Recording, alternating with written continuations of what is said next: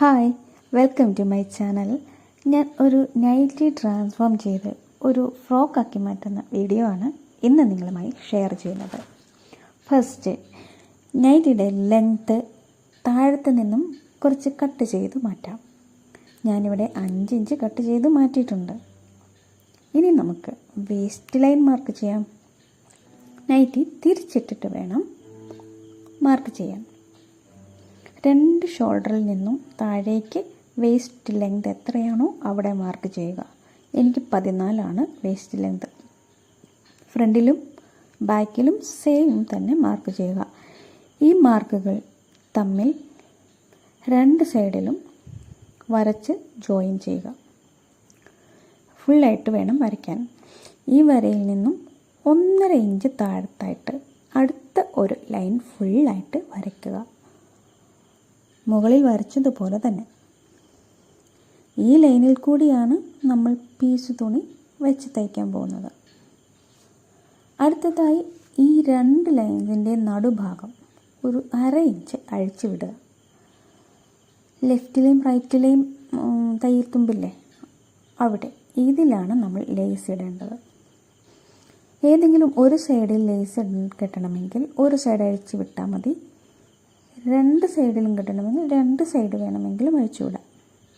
അടുത്തതായി നമ്മൾ താഴെ നിന്നും കട്ട് ചെയ്ത് മാറ്റിയ തുണിയില്ലേ, അതിൽ നിന്നും 2 ഇഞ്ച് വീതിയിൽ നീളത്തിലൊരു തുണി കട്ട് ചെയ്യുക. അതായത് അതിൻ്റെ നീളമെന്ന് പറയുന്നത് നമ്മുടെ നൈറ്റിയുടെ വേസ്റ്റ് വണ്ണം എത്രയാണോ അതിൻ്റെ കൂടെ 1 ഇഞ്ച് കൂടെ ആഡ് ചെയ്ത് ആണ് എടുക്കേണ്ടത്. ഈ ലൈനിൽ കൂടി ഈ തുണി നമുക്ക് വെച്ച് തയ്ക്കാൻ വേണ്ടിയാണ് കേട്ടോ. ഈ പീസ് തുണിയെ നമുക്ക് ഒരു ലൈനിൽ കൂടി തയ്ക്കാം. ഒരു ലൈനിൽ കൂടി ഫുള്ളായിട്ട് തയ്ച്ച് കഴിഞ്ഞ് അത് മടക്കി അടുത്ത ലൈനിൽ കൂടി തയ്ക്കാം. 2 ലൈനിലും ഫുള്ളായിട്ട് തയ്ച്ച് കഴിഞ്ഞ് നമുക്ക് കിട്ടുന്നത് ഇങ്ങനെയാണ്.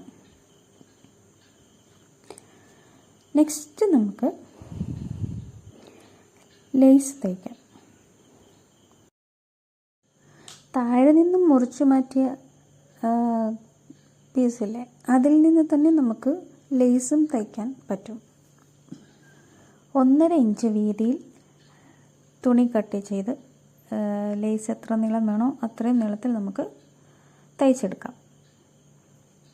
ലേസ് തയ്ച്ച് കഴിഞ്ഞിട്ട് നമുക്ക് നമ്മൾ അഴിച്ചു വിട്ടിരിക്കുന്ന ഏരിയയിൽ കൂടി നമുക്കൊരു സേഫ്റ്റി പിൻ വെച്ചുകൊണ്ട് നമുക്ക് ലേസ് അതിൽ കൂടി ഇടാവുന്നതാണ്.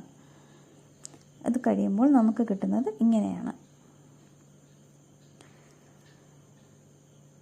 ഇനി നമുക്ക് ഇതിൻ്റെ അടിഭാഗം മടക്കി തയ്ക്കാം. മടക്കി തയ്ച്ച് കഴിഞ്ഞു.